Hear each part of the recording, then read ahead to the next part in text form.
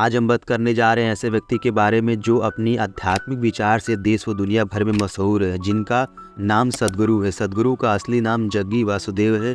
उनका जन्म कर्नाटक के मैसूर शहर में 3 सितंबर 1957 को हुआ था।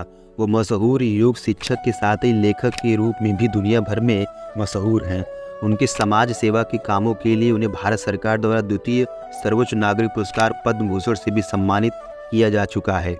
अपने सेवा कार्यों और योग के ज्ञान के चलते सद्गुरु को दुनिया भर में काफ़ी सम्मान दिया जाता है। आज उनके हम कुछ फेमस कोट को देखेंगे। योग की प्रक्रिया में होने का मतलब है कि आपने अपने जीवन को फास्ट फॉरवर्ड मोड पर रखा है। सही अर्थ में देखा जाए तो शिक्षा को मानव बोध और चेतना का विस्तार करने का साधन होना चाहिए, न कि एक बड़ी मशीन के खांचे में फिट बैठने वाले इंसान पैदा करना। जीवन बस संयोगवश नहीं चलता, हर चीज़ कारण परिणाम नियम के अंतर्गत घटित होती है। विचार एक रास्ते की तरह है, यह आपको कहीं नहीं ले जाता, लेकिन यह आपके जीवन की दिशा तय करता है। तब भी आपको यात्रा तो करनी ही होगी। अगर आप अपनी आकांक्षाओं के महत्व की कदर नहीं करते तो आप अपने भविष्य की कदर नहीं करते। यह मायने नहीं रखता है कि लोग आपके ऊपर कौन सा लेबल लगाते हैं। अगर आप चाहें आप अपनी मानसिक ढांचा को बदल सकते हैं। अगर आप सचमुच हर किसी की खुशहाली का परवाह करते हैं तो आपको अपने जीवन की चिंता नहीं करनी होगी, दुनिया आपका ख्याल रखेगी। अगर दो लोग साथ आते हैं तो यह संगत अपने आनंद को साझा करने के लिए होना चाहिए, न कि एक दूसरे से खुशी निचोड़ने के लिए। आप किसी के साथ कितनी खूबसूरती से जुड़ सकते हैं यह सिर्फ आपके इच्छुक होने, लचीलेपन और आपकी खुशी पर निर्भर करता है। डर का मतलब है कि आप किसी ऐसी चीज़ को लेकर दुखी हो रहे हैं जो शायद भविष्य में हो या हो ही नहीं। यह अपनी याददाश्त, वर्तमान अनुभव और अपनी कल्पना को गूंथने का नतीजा है। समस्या जैसी कोई चीज़ नहीं होती, सिर्फ परिस्थितियाँ होती हैं। आप उन्हें देखते कैसे हैं पूरा इसी से तय होता है। एक इंसान बहुत ही परिष्कृत यंत्र प्रणाली है। अगर आप सही तालमेल में हैं तो आप संपूर्ण ब्रह्मांड का अनुभव अपने अंदर करने के काबिल हो जाते हैं। सहभागिता प्रतियोगिता से कहीं ज़्यादा शक्तिशाली है। आपका शरीर दिमाग बेहतरीन तब काम करते हैं जब आप प्रसन्न और शांत रहते हैं, न कि जब आप बहुत दबाव में रहते हैं। आध्यात्मिकता का उस माहौल से कोई लेना देना नहीं है जिसमें आप रहते हैं। इसका संबंध उस माहौल से है जो आप अपने अंदर बनाते हैं। आप जो हैं आपको कल इससे थोड़ा बेहतर होना चाहिए। यह प्रयास हमेशा जारी रहना चाहिए। ज़्यादातर लोगों के लिए प्रेम का मतलब है तुम वही करो जो मैं चाहता हूँ। नहीं, प्रेम का मतलब है कि वो जो चाहे करे, हम उन्हें तब भी प्रेम करते हैं। रहस्यवाद कोई फिलॉसफी या विश्वास प्रणाली नहीं है। यह इंसान के अंदर जानने, अनुभव करने और अपने वर्तमान सीमाओं से परे के आयामों की खोज करने की स्वाभाविक लालसा का परिणाम है। किसी ऐसी चीज़ का निर्माण करना जो वाकई में हर किसी के लिए फ़ायदेमंद हो, इसके लिए प्रेरणा की और पागलपन की हद तक कार्य करने की ज़रूरत होती है। ईमानदारी और निष्ठा का संबंध कार्य से नहीं है, बल्कि उसके मकसद से है कि आप जो कर रहे हैं क्या वो हर किसी की भलाई के लिए है या आपके निजी फ़ायदे के लिए है। आप जो भी कर रहे हैं उसको लेकर जैसे ही आपके अंदर स्पष्टता आ जाती है, फिर दूसरे की राय मायने नहीं रखती। खुद को इस तरह बनाना चाहिए कि जब आपके जीवन में मौके आए तो आपका शरीर और मन आपको रोककर न रखे। अगर आप हर चीज़ को उत्सव के रूप में लेते हैं तो आप गंभीर हुए बिना जीवन में पूरी तरह से शामिल होना सीख जाते हैं। दुनिया आपके साथ क्या करती है इसको लेकर आपके पास कोई विकल्प नहीं है, लेकिन आप उससे क्या बनाते हैं यह पूरी तरह से आपके ऊपर है। यही कर्म है। जब आप अपनी चेतना के शिखर पर काम करना सीख लेते हैं तो हर चीज़ एक खेल बन जाती है। यह जीवन बहुत छोटा है, इसलिए छोड़ देने या हार मान लेने का कोई विकल्प नहीं है।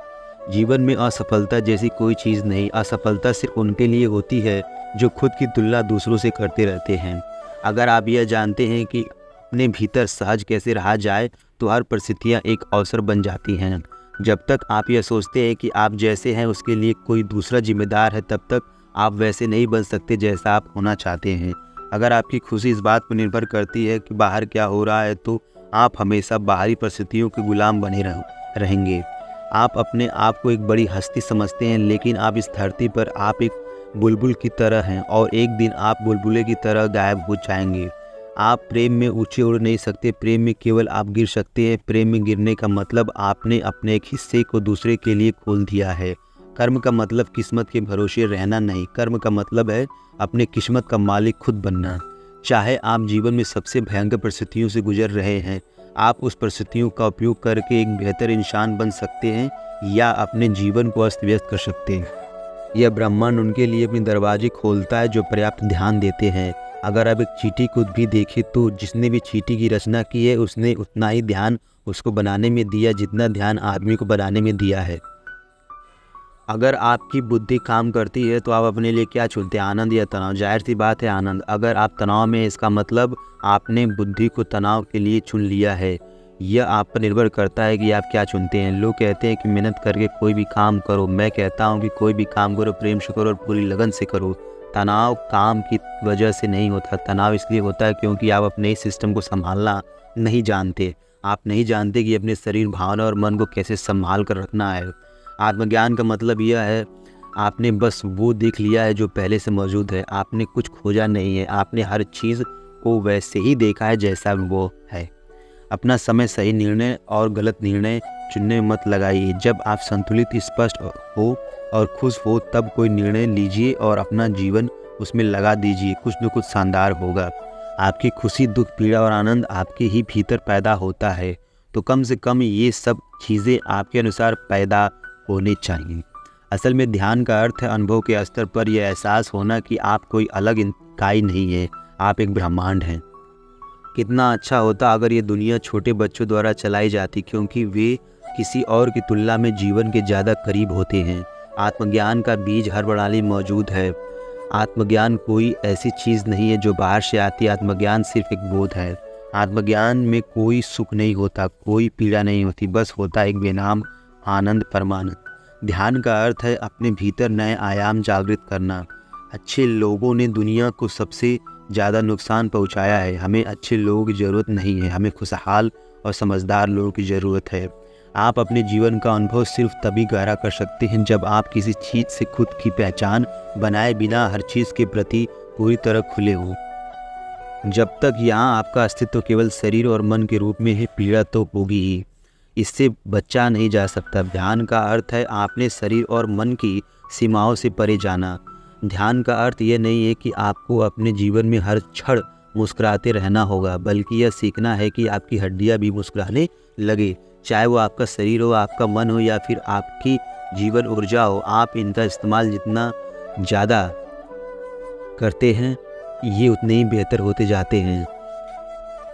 एक इंसान एक बीज की तरह है, या तो आप इसे वैसे ही रख सकते हैं जैसा वो है, या आप इसे फूलों और फलों से लदे एक अद्भुत पेड़ के रूप में विकसित कर सकते हैं।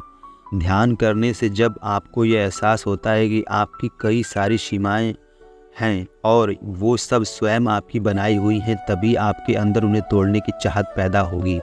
हर चीज़ को ऐसे देखना जैसे कि वो है, आपको जीवन को सहजता से जीने की शक्ति और क्षमता देता है। अविश्वसनीय चीज़ें आसानी से की जा सकती हैं यदि हम उन्हें करने के लिए प्रतिबद्ध हैं। एक गुरु कोई ऐसा नहीं होता जो आपके लिए मशाल पकड़ता है, बल्कि वो खुद मशाल होता है। लोग किताबों को पवित्र कहते हैं, लेकिन उन्हें अभी ये भी समझना है कि जीवन पवित्र है।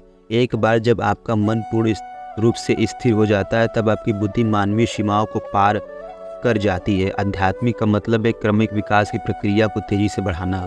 आपकी ज़्यादातर इच्छाएं वास्तव में आपकी नहीं होती, आप बस उन्हें अपने सामाजिक परिवेश से उठा लेते हैं। ध्यान कोई कार्य नहीं है, एक गुण है।